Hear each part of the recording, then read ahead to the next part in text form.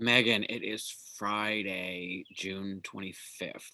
And we started today talking about the First Amendment case that the Supreme Court ruled on yesterday about the teenager who, posted somewhere online, fuck cheer, fuck school, fuck whatever.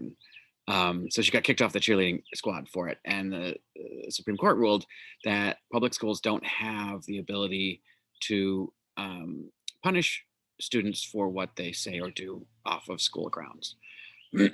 So um, your little response to that bit was that Facebook came online somewhere when you were in college.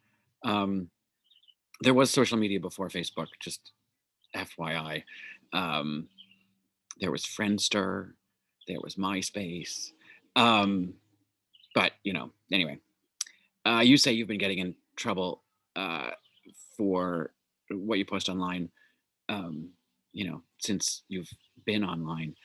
And the thing about that, Megan, is no one's trying to take away your First Amendment right to say that stuff. Um, you get in trouble because what you say is dumb or hypocritical, or just incendiary or incorrect. Um, it, no one's trying to take away your First Amendment right. No one's trying to take away your right to, you know, be the privileged, clueless, um, you know, wannabe pundit that you are, and nobody's trying to take away your First Amendment right to put that into, you know, digital print. Um, so, you can't really compare yourself to someone who actually suffered real consequences for just uh, voicing her opinion. So you can post whatever you want about these dumb things that you think, and then we can say how dumb you are. That's how it works.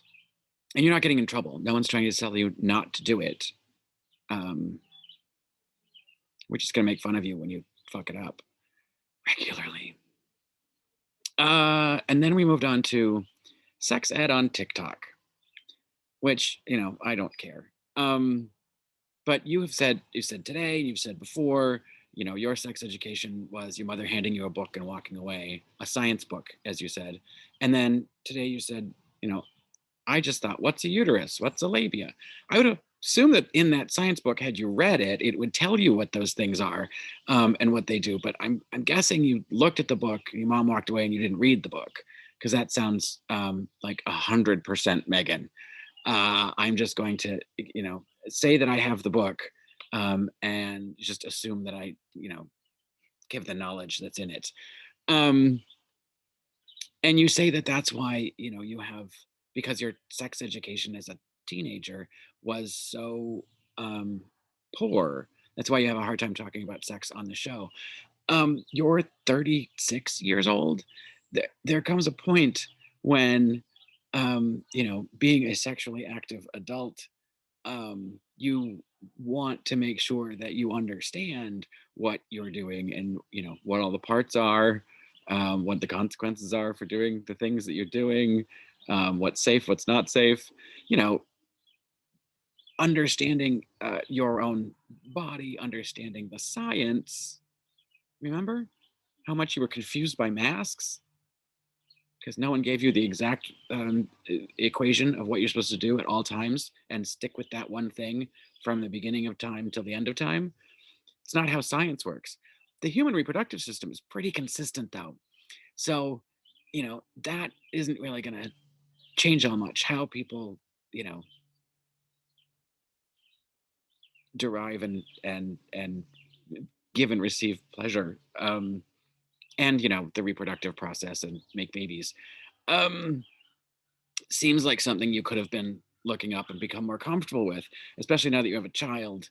And here's a great example of, is Megan going to learn, or is Megan just going to continue what she's been doing, um, and perpetuate the cycle of not being comfortable talking about sex by not being able to talk about it with her daughter?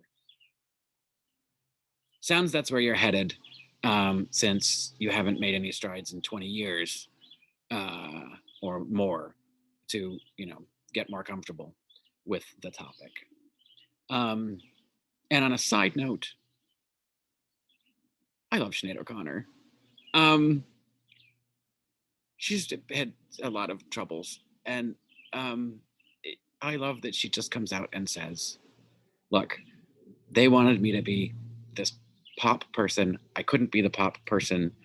Um, I didn't want to do what they wanted me to do, and I wasn't doing what the audience was looking for after I made a successful record.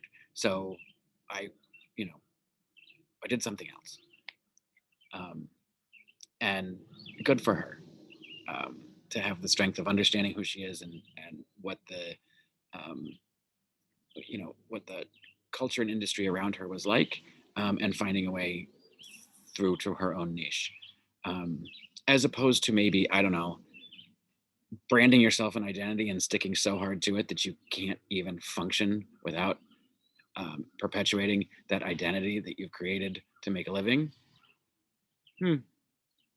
Have a good weekend.